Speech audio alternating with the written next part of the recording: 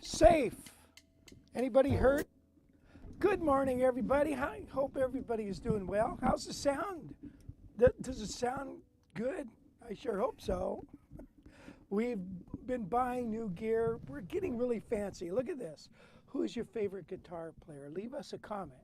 So, hey, that's Wes doing all this work. You wouldn't believe this guy running around here like some crazy maniac trying to get all this crap going for you. Anyway, if you could, leave him a tip, please. He would really appreciate it. And I appreciate it. So thank you, Mr. West. And Gail is working this too. So it's a whole family affair. Brought to you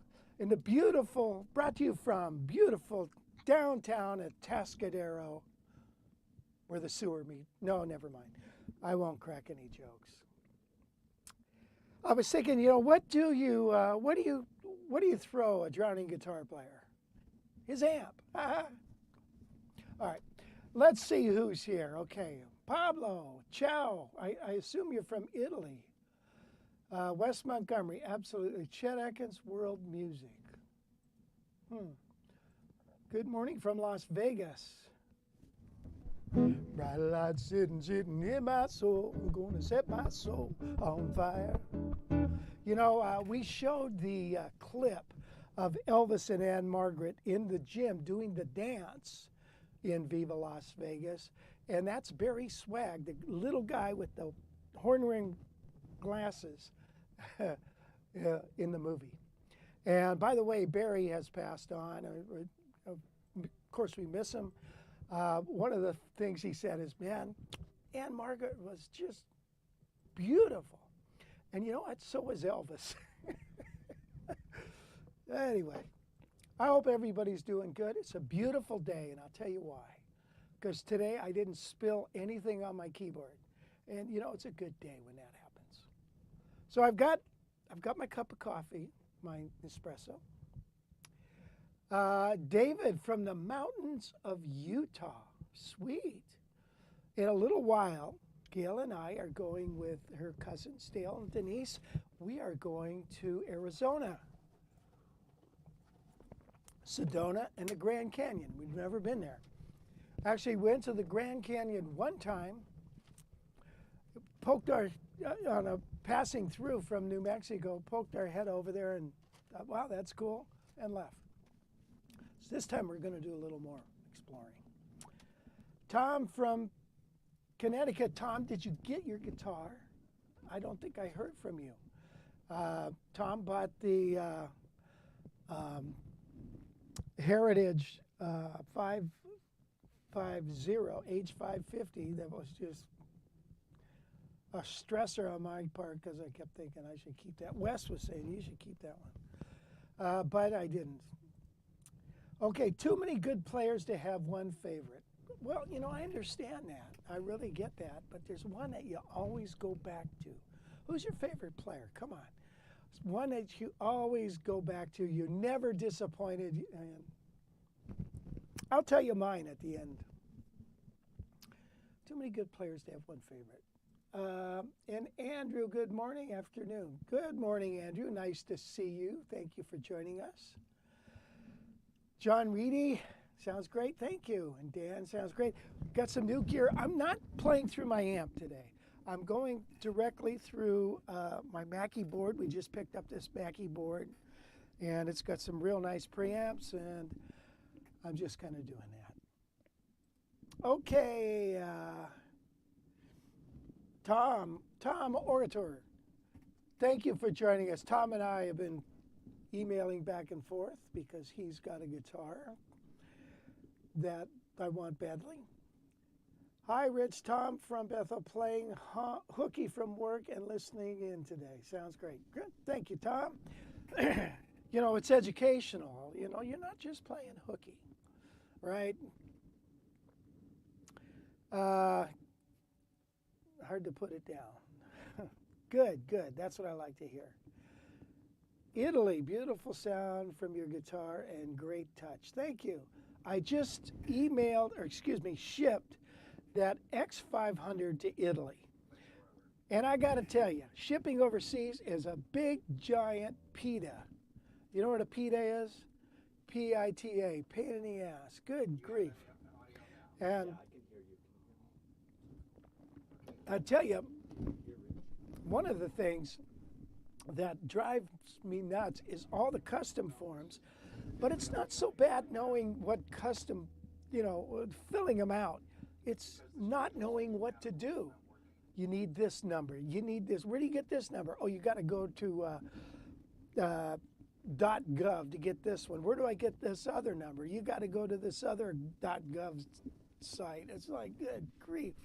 And then go through all this page and then FedEx. That wasn't, anyway. I think I can do it now. Joe Pass, Johnny Smith, Barney Kessel. Barney Kessel, I really like Barney Kessel. He cracks me up. And it's been on my list to do a book of things related to all these guys, which we have an interview coming up in just a minute with a guy who's interviewed all these other guys, Jim Carlton. He's going to be coming on board in a few minutes. Wes Montgomery, his mellow sound is sick. Did I tell you a friend of mine, Charlie Shoemate, was actually on the bandstand with Wes Montgomery and Joe Pass at the same time? Can you imagine that? John Schofield, but I actually don't listen to a lot of jazz guitarists. I think horn players, pianists tend to make better music. Well, that's a good idea. That's good. They do. I like Sonny Stitt, Bud Powell. I like those guys a lot. The beboppers, the old beboppers. Wes Montgomery's, okay. Heard he did not wake up his neighbors. Yeah, that's the story, I guess. I did a little thing on Wes Montgomery for a library that was doing a jazz feature. And you know how it said, you've always read Wes Montgomery didn't get a guitar till he's 21. That's true. But what they forgot to tell you is his brother gave him a tenor guitar when he was like 9. So, the tenor guitar is without these bottom 2 strings. So, pretty good, huh? But anyway, Kenny Burrell, Herb Ellis always get my attention. Herb Ellis, yeah. Nobody's mentioning Howard Roberts. What's with that? Jimmy Rainey. What?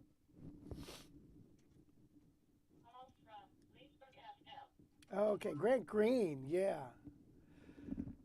So he played with him, yes. Charlie Bird for Alon Strings and Bossa Nova. Yes, absolutely. All right, I'm going to play a little tune here. It's called The Shadow of Your Smile. There's a wonderful recording of Frank Sinatra doing it live from the Sands. It was a movie, The Sandpiper, and it's a wonderful song. And he says, I want to introduce this wonderful new song, Shadow of Your Smile. I remember learning this song many, many years ago. And whatever. Great tune. It's pretty bad when all your recordings are old stuff.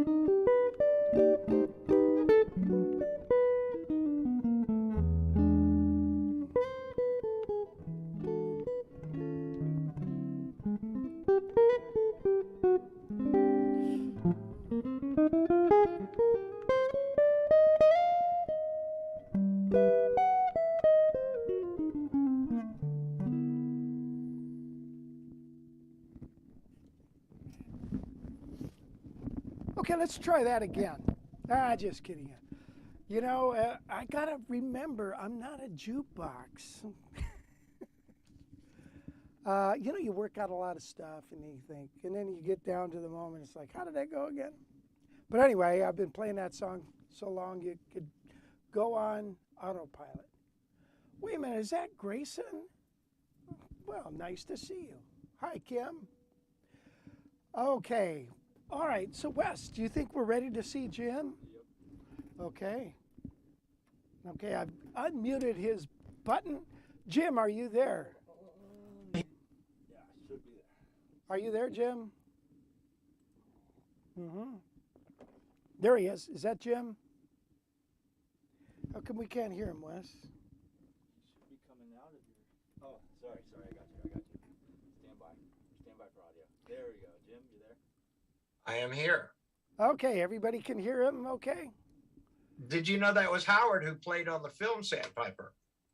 No, I didn't know. Yes, there is a marvelous story about him slipping through the rain because he could not find a place to park, and he had to hit this 3-minute mark, or what, 2-minute and 32-second mark, or whatever the heck it was. And he did it, and he received applause from the rest of the orchestra who was there. It was very testy. So I wrote a piece. I wrote a profile of Howard for Vintage Guitar Magazine, and that vignette is within the article. Oh, wow, that's cool. That is very cool.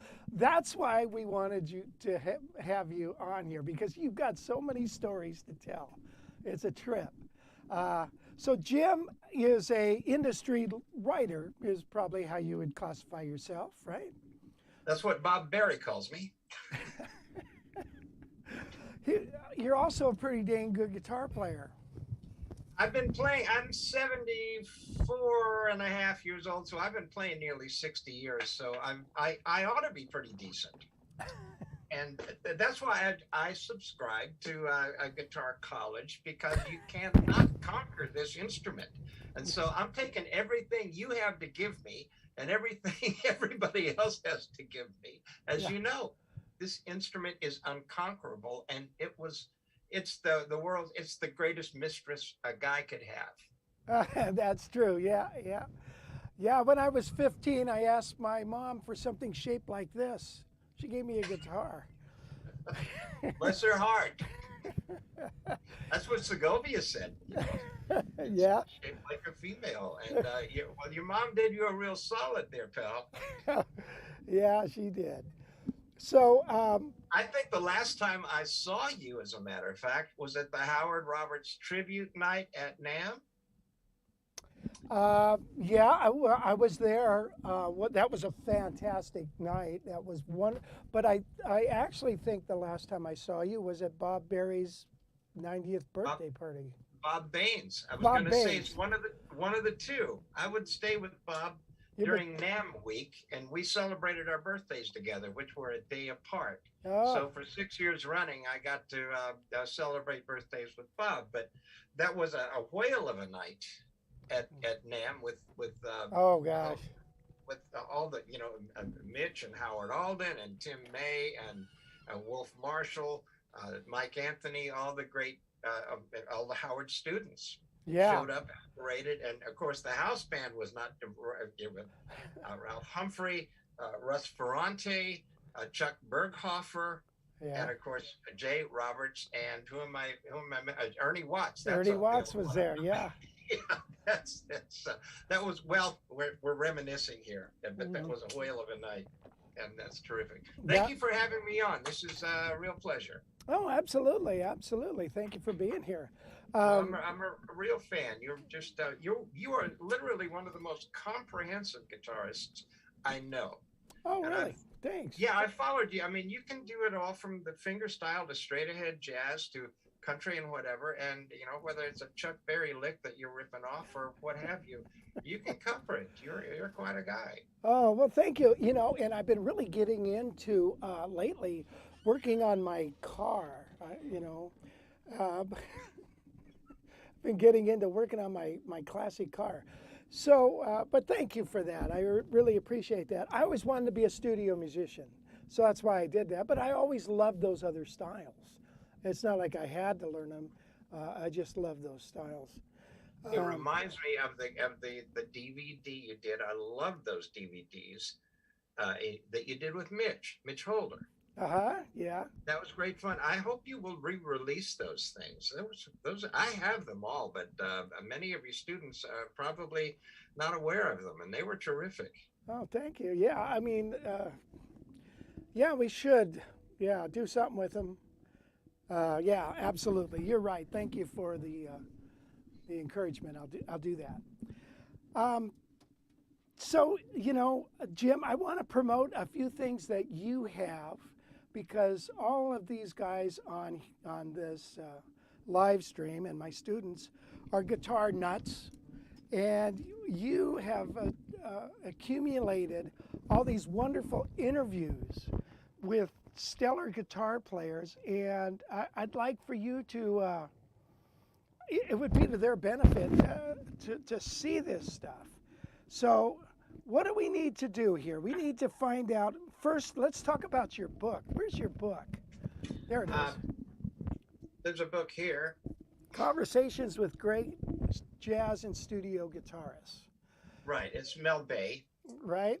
And who you cover? Oh my gosh. Al Caiola, Al Hendrickson, Al Viola, Art Ryerson, Barry Zweig, Bill Pittman, Billy Bauer, Bucky Pizzarelli, Carlos Barbosa Lima, Dennis Buttermere, Duke Robillard, Eddie Duran, Gene Bertoncini, Jimmy Weibel, Joe Cinderella, John Pisano, Johnny Smith, Mitch Holder, Mundell Lowe, Ted Green, Tim May, and the list goes on. That's crazy, you know. So I would advise anybody, and they can pick that up at Amazon or something, right? Yeah, you can get it at Amazon, probably eBay, whatever. Don't pay more than $20 for it. Yeah. Okay. Do you have any signed copies that you could? I'll be happy to sign a copy and send it back to whomever it does. I don't know what difference that makes. The content is what we're really after, because the stories are amazing. Right. For instance, I was visiting Al Hendrickson way back in 74, 75. And he had a Telecaster just lying on a hassock someplace. And he said, "Oh, and I have that silly thing over there with slinky strings on it." And he ripped off a lick. This guy was my dad's age. He ripped off a lick that I promise you Eric Clapton would have real difficulty covering. And this was a quote unquote old guy.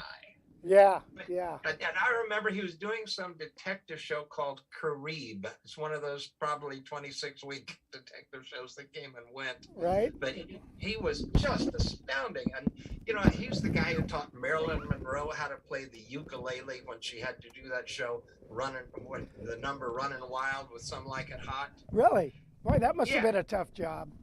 Yo, really? Well, Patty always accompanied him, his wife. So that's the deal. But Al and my dad was a studio guitar player in Chicago.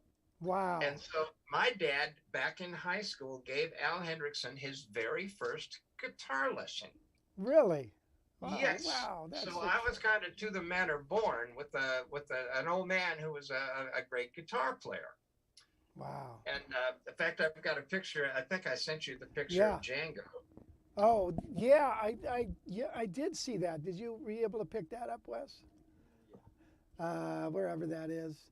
There's something here. I don't know if it's going to get this, but this is an autographed photo of Django Reinhardt after his the Duke Ellington concert in 1946. Oh, so yeah, I saw that picture. That was fantastic. Well, we're looking for it right now. There's an interesting story that they say every guitar player in the Midwest was at that concert that night, including a young Chet Atkins.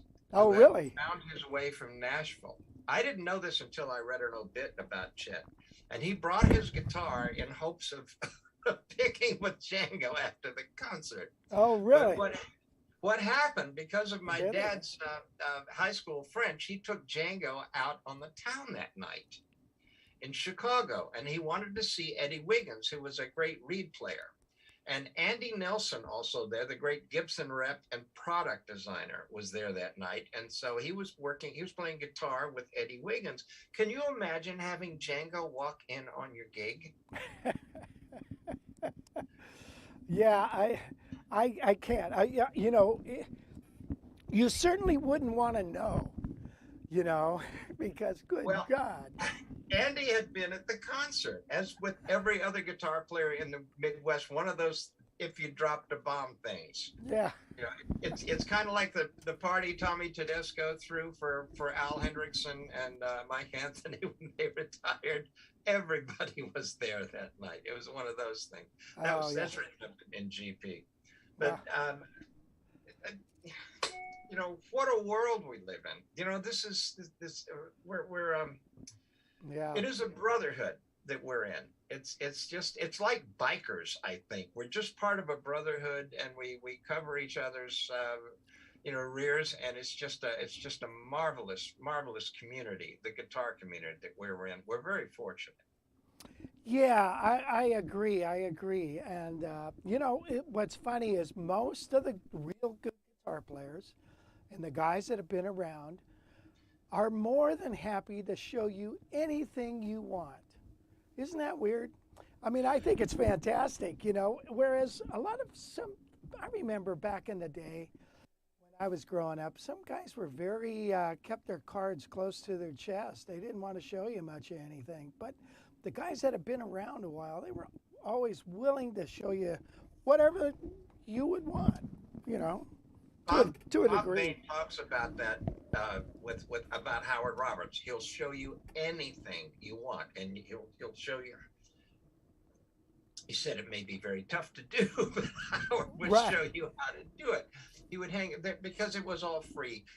It was free to share anything with you, and that was indicative of Howard. Now you studied with Mitch, did you not? I did. Yes, I did with Mitch, and so I was kind of indirectly with Howard then, you know.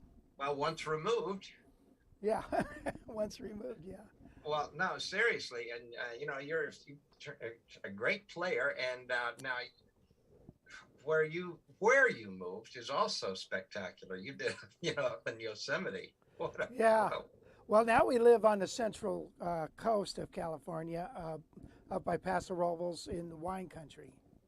Oh, so we nice going. We came out of the mountains. You know, when I left LA, it wasn't really happening for me, and I felt like where we were living, it just wasn't. So we wanted to get out of there, and I'm glad we did. You know, so seems to work out, I guess. Yeah, you've made it work. Are you in Florida still? Is that where you are? I am in Florida. I'm in Central Florida, and I make it out to LA at least once a year for NAMM. Right. The last time I was in California was for Bill Pittman's 100th birthday party. Oh my gosh! Wow. And that was a spectacular event, and all the studio guys from Don Randy to David Page showed up to pay tribute to Bill, and it was down in Indian Wells near Palm Springs. And so I went with Tim May and Mitch and Mike Anthony, and the whole gang went down to pay tribute to Bill. And in February, he's going to be 102. Well, I thought he passed away. He's still alive? No, he's hanging in. You're kidding. No. Billy is hanging on. He still shoots his age on the golf course. He plays, and he still plays every day. He says, I get the guitar and I try to reharmonize something in the style of Bill Evans. Right, yeah. Wow, how cool is that? It is. He's got a 335, and he just refuses to let go. So bless his heart. Well, you know what? Actually, afterwards, I don't want to bore everybody with this, but afterwards, we get done a little later today. I want to give you a phone call because I want to talk to you about something with him. Anyway, is there anything Um, you know, it's so funny, Jim, because we could just pick a player and you could do probably an hour and a half on just him. And then we could pick another one. So we might have to have you on every week for a while to get through all your wealth of information. Gosh. But I do have a question. Okay, you did all these things on studio guitar players. Was Mickey Baker included in that?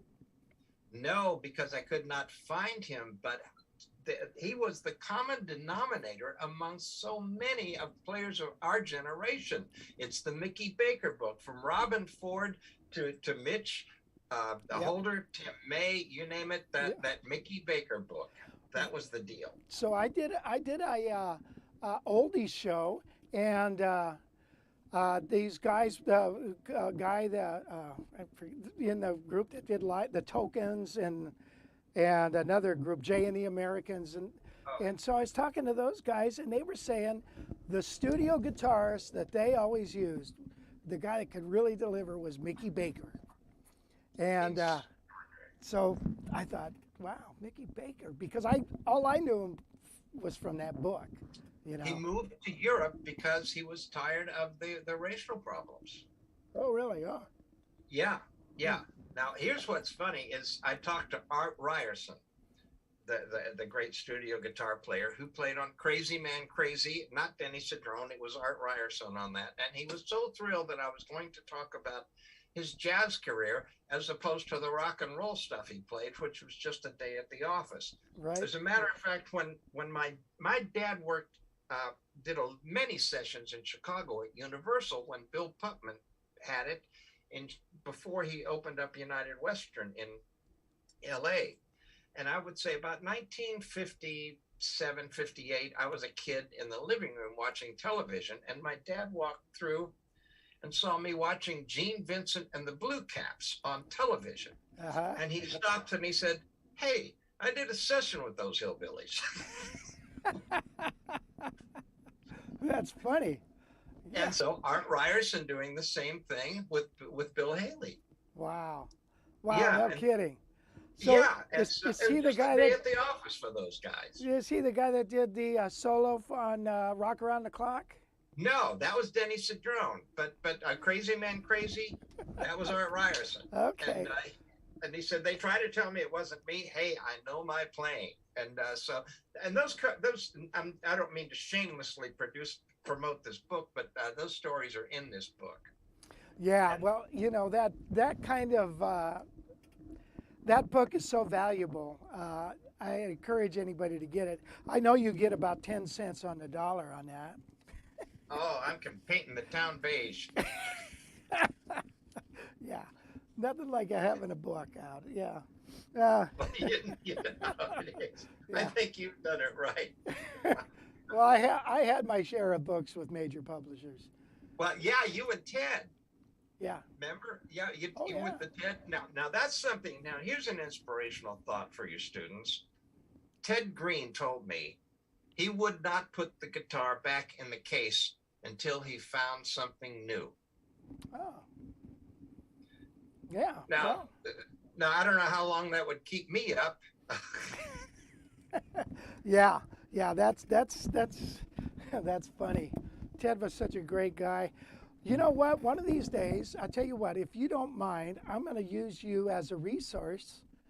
When we pick a subject, I'm going to say, we got to get Jim in here to put his 2 cents in. Is that okay?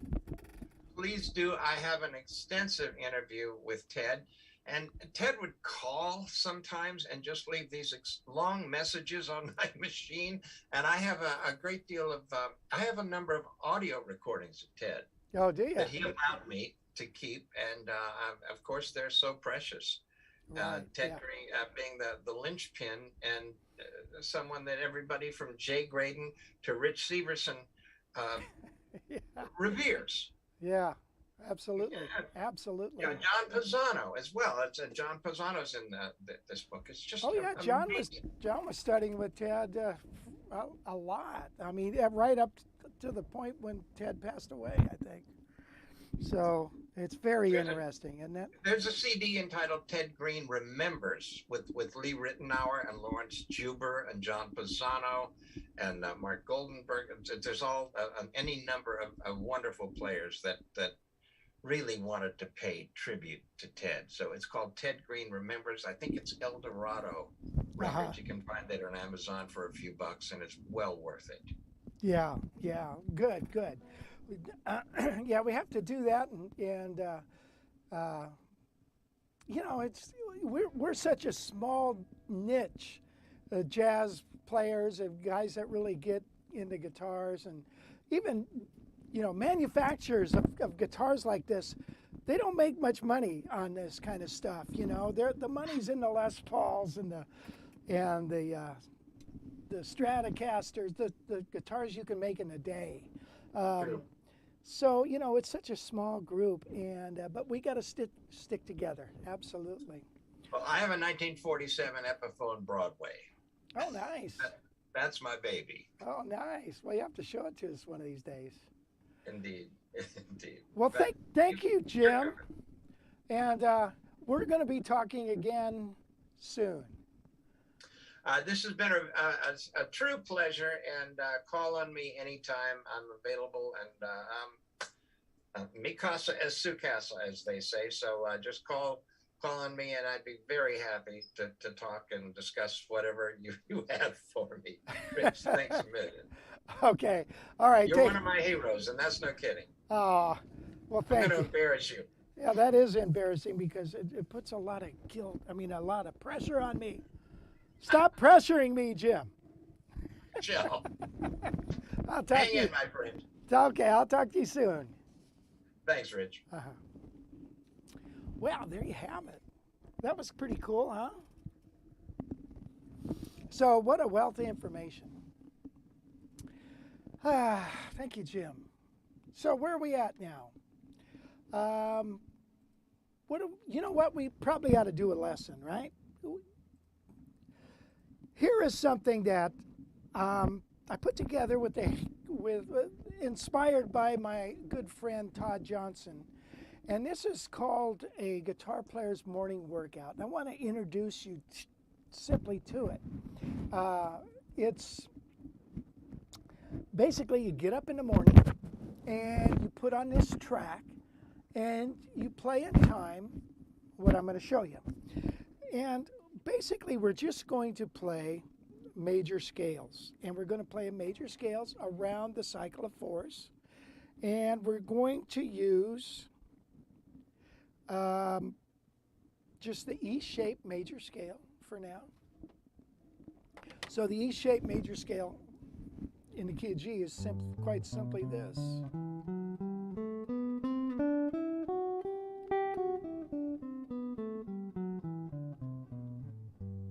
Okay, it's so simple, isn't it? How simple can it get? Well, it's simple. You know something? I was playing guitar and actually doing recording sessions as a kid in high school, and then when I went to college, it wasn't until I got to college that I learned a major scale on the guitar. Isn't that weird? It's like, oh, I guess, yeah, okay. But do I really want to make it sound like, major scale sounds like opera or something? Who plays that? I want to go, I don't want to do that. But the major scale is from what everything else comes from. It's funny, I was just watching a video, or I just heard as I was passing by this little video. And basically it was saying, don't play your scales, you don't need your scales, blah, blah, blah, all this crap about, how scales are bad for you. I'll tell you what, Joe Pass could play a scale, Howard Roberts could play a scale,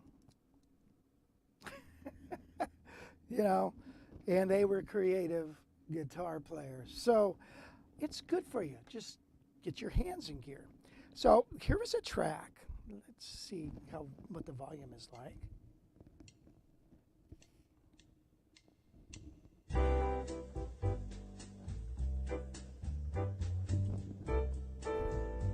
Ah, yes. Isn't that beautiful little sound, a little bossa nova. It's at 105 beats per minute. And what we're going to do is we're going to play the major scale up and back in time around the cycle of fourths. So you ready for this? Of course you are.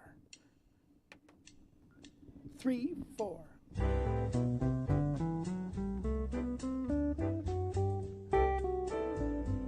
Now the key is C.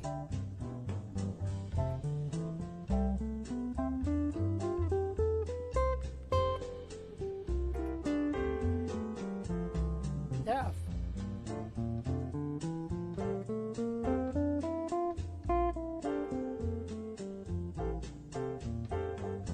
B flat. Obviously, you got to know the cycle of fourths. E flat.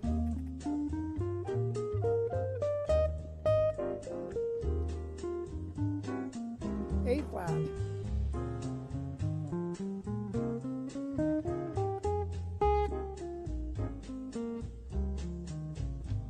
D flat.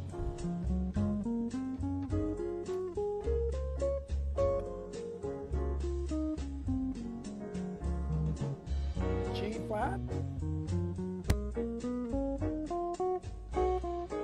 Okay, coming up is the key of B.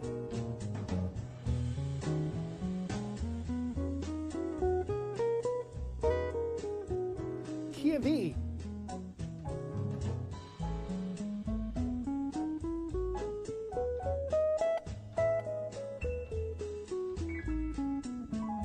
A.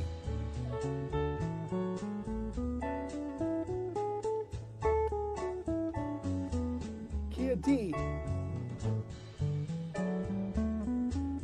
And now we're coming back to the end.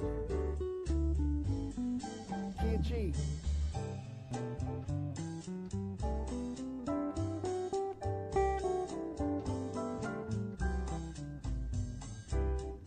And it continued. Okay, so what does that do for you? Number one, you're playing in time. You got to get that feeling of playing in time and locking in with the rhythm section. Second of all, it gets you switching keys quickly with the hand movement, right? When you play the guitar, you're switching all over the place, okay? So that gets that going. Now, it also gets you learning the keys, learning the fretboard, learning your shape. Then, of course, you can switch shapes. And as we go through, there's a whole series of these morning workouts. They're found on the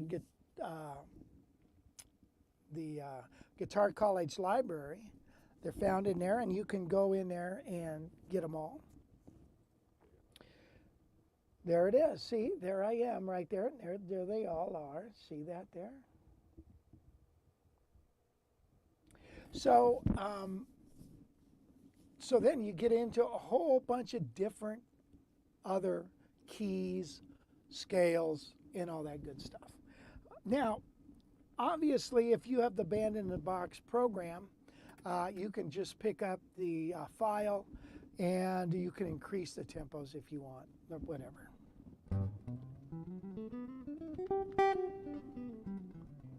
Wonder if I could do it that fast.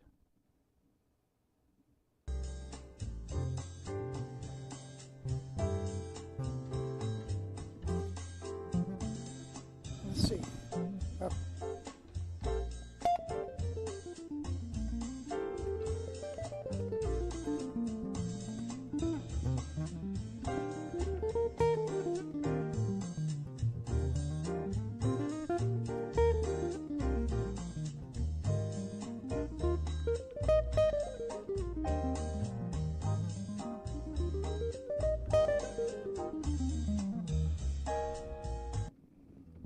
Whoop-de-doo. Okay, but another thing, you know, any kind of thing well, start on the program. Start on the morning workout program, and it'll do you a world of good. Okay, now what, Wes? By the way, again, if you like all these camera angles and all this, there he is. There's my son. Guys, how's it going? There he is. Peace out. Busy morning. Busy morning. He's been up. Barely got that Zoom meeting Really? It's just chords and buttons. What's the big deal? Jeez. Now this is like a ready for a nap. Okay. So look at, he'll, if you like what he's doing, please leave him a tip. I'll give you a tip, Wes. Get here 2 hours earlier. That's true. Okay, hello from Morro Bay. Wow, hello. In Morro Bay. Morro Bay is beautiful, if you've never been there. They have this big rock there. I forget when they brought that rock in. Do you remember, Wes? It was big headlines when they brought the big rock in. No. I think that was during the dinosaur period. Let's see. Do I have something on tendinitis? I don't. It's become a big problem. Where do you have tendinitis? I don't know. Boy, that's bad. Am I using my pinky for the scales? Sometimes, you know, I always was taught to play like this, finger for each fret. Lately, I play it like this with my slurred fingering.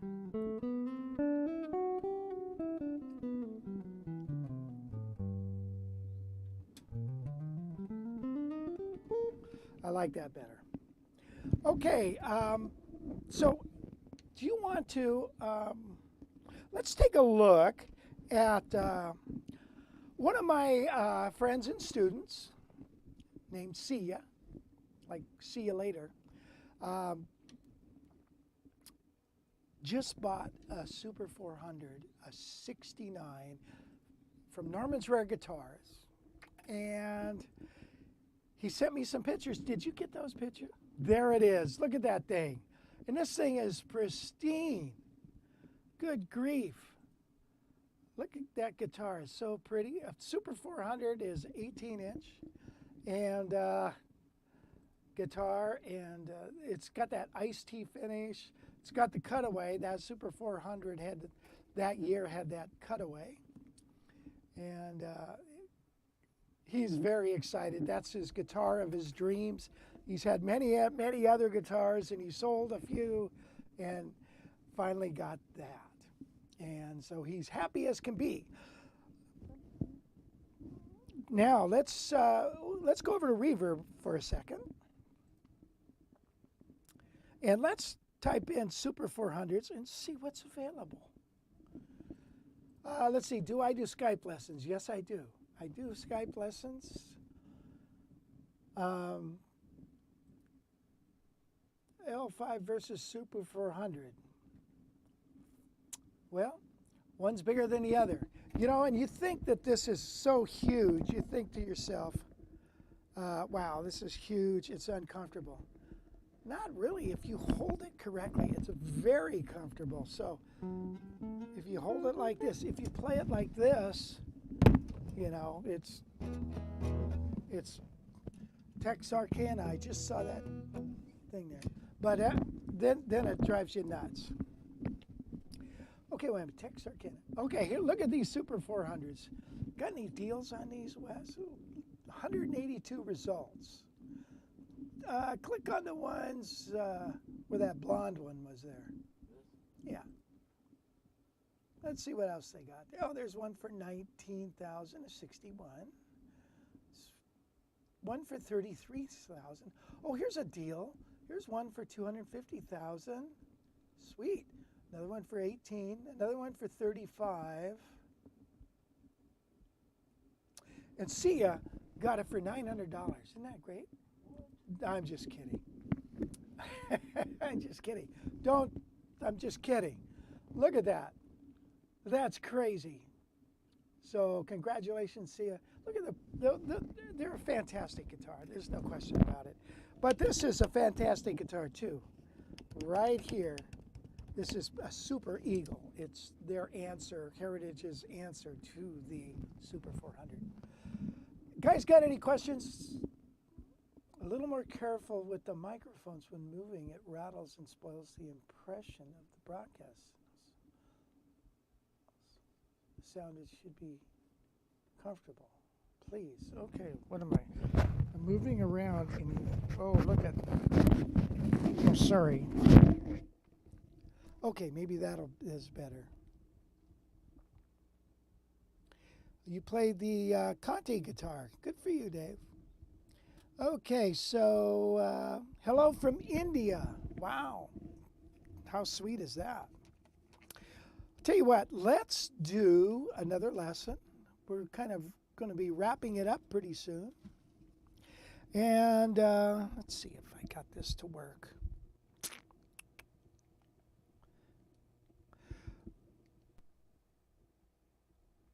I want to show you something.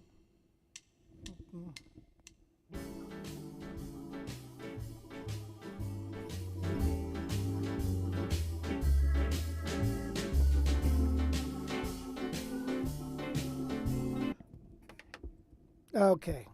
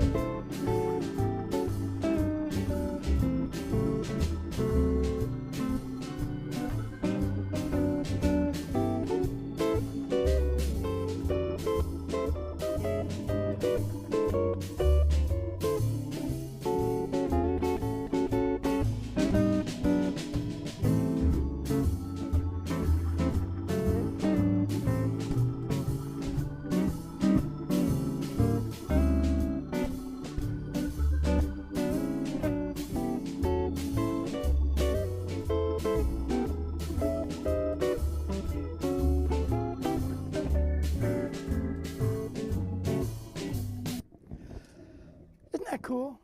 All right, what was that? That's harmonizing the blues scale. And I've got a lesson on that. It's at Guitar College Library.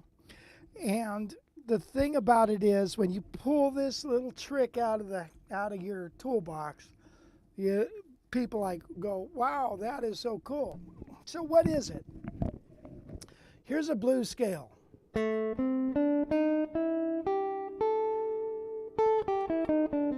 Hey Wes, I was supposed to play this Eastman guitar, I forgot. Okay, there's a blues scale. Now, what we're doing, and I could play it an octave higher.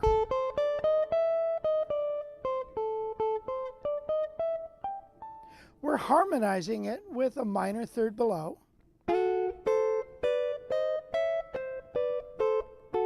And it almost has a horn sound. Right? Now, if I also include a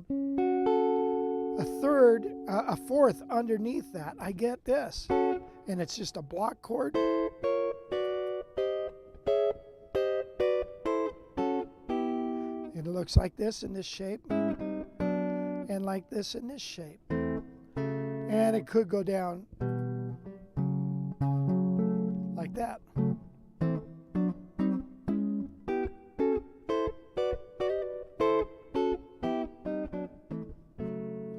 All right?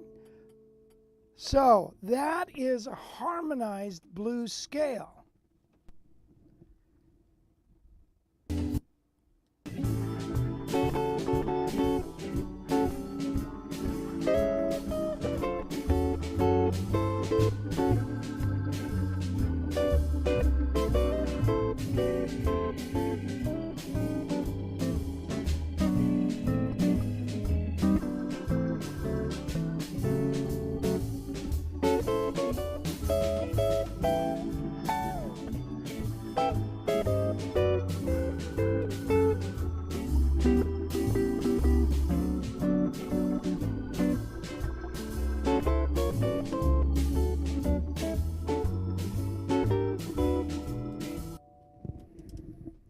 Bada boom, bada bing, bada boom, boom, boom. So there it is.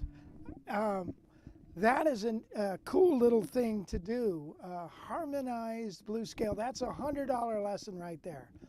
That should be $100 payable to guns, not guitars. No, guitars, not guns. Anyway, horn lines. It sounds like horns, doesn't it? Okay, where are we at? Do flat wound string work any better than regular strings? Well, they sound darker. They don't ring as much. They sound darker.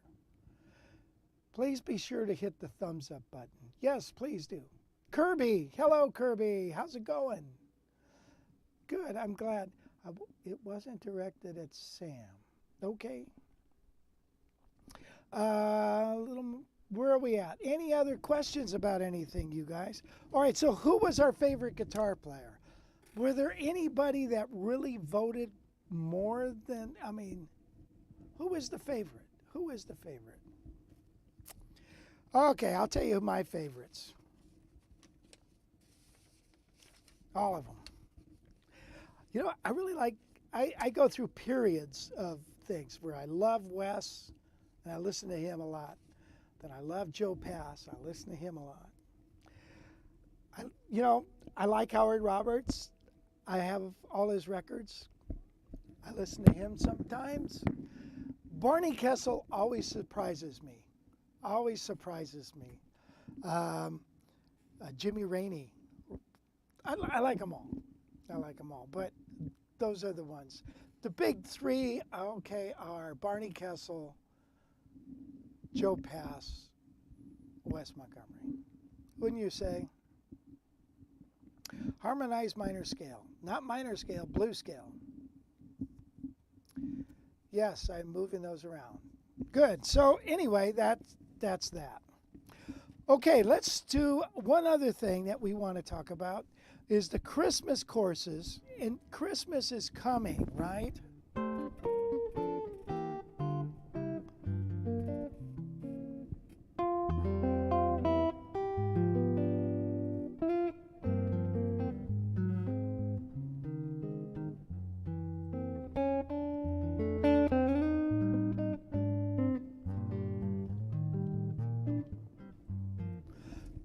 Don't be the last one on the block to start learning Christmas tunes, okay?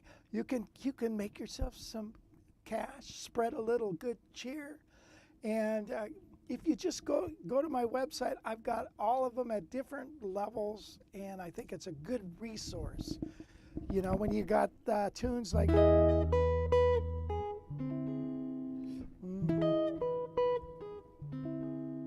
yeah, boy. People love that. And then we've got some jazzy things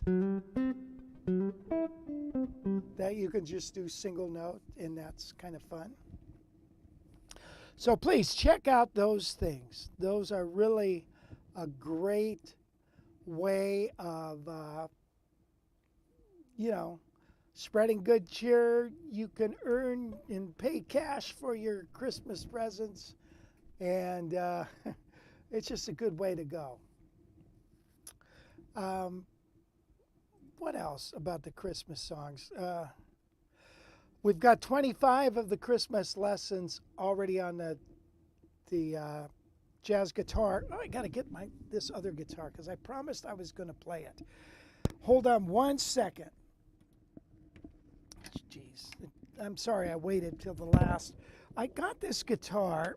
It's an Eastman 17-inch.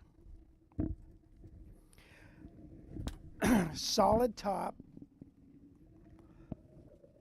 solid spruce top, solid sides and back of mahogany. It's beautiful guitar and a floating pickup in very nice shape. I forget the year of this. I want to say mid, like 2008, something like that.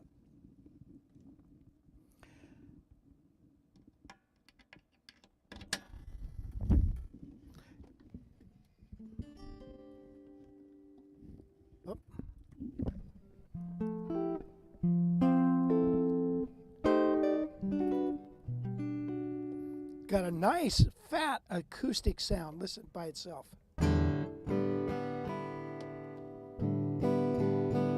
just by itself got a big fat sound. Jeez.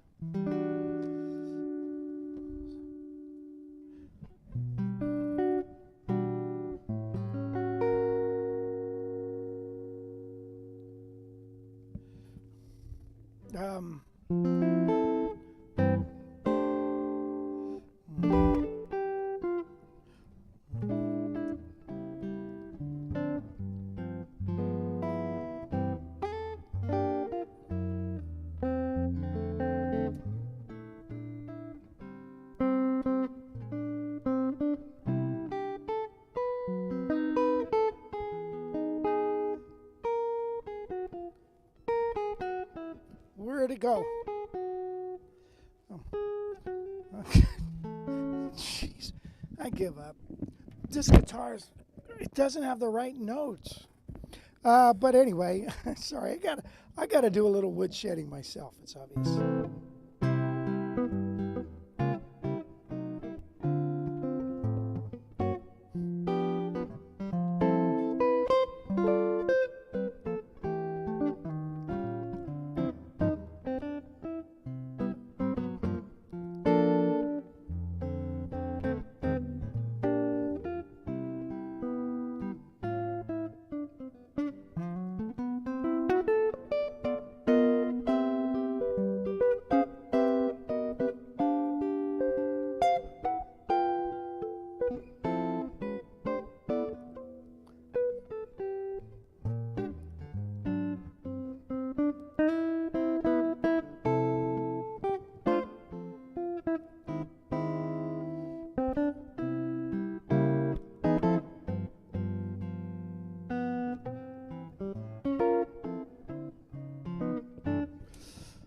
Anyway, oh yeah, the guitar.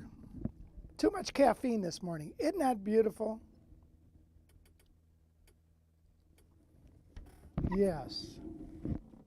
Look at the back. Mahogany. Mahogany is a nice warm sound. And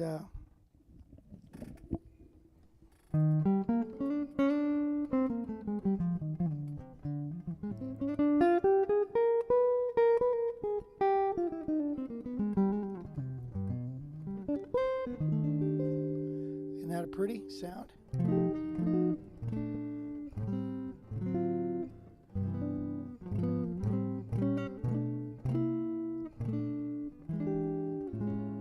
Okay. Oh yeah, I was supposed to play this song.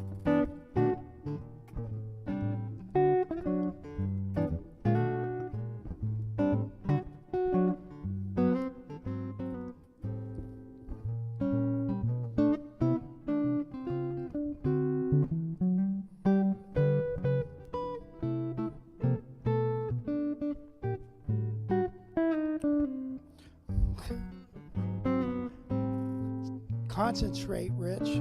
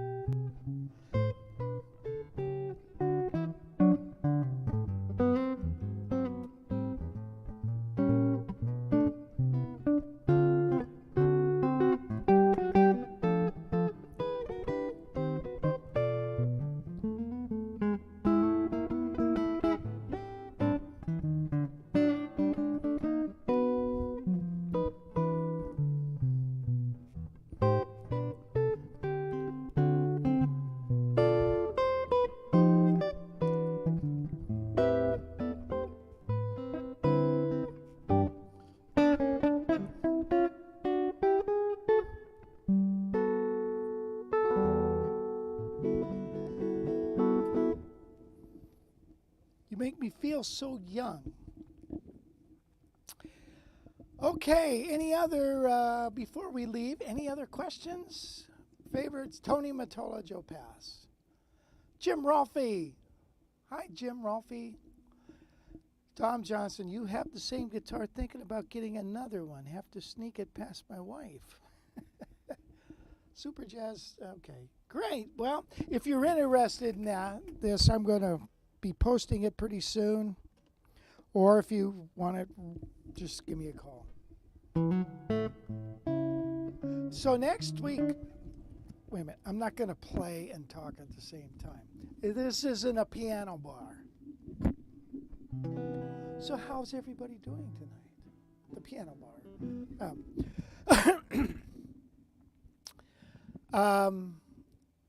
Wes, what are we doing for next week?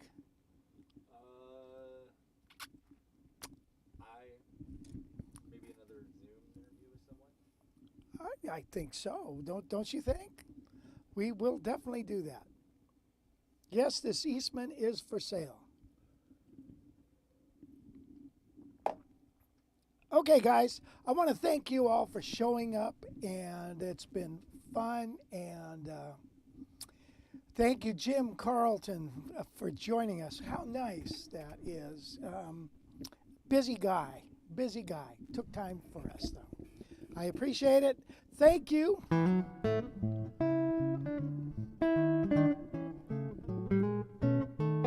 Don't forget to visit the Guitar College Library.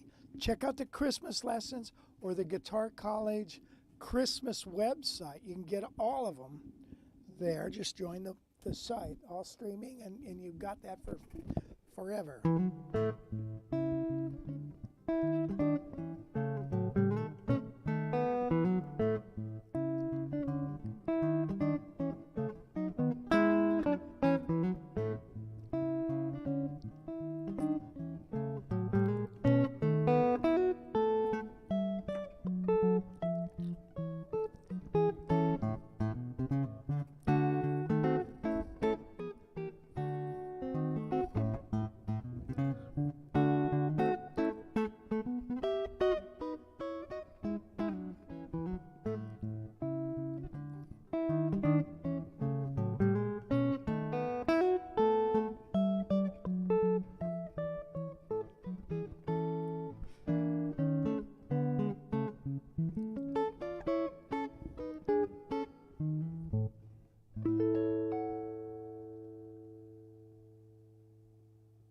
Okay, adios. Have a wonderful, blessed week.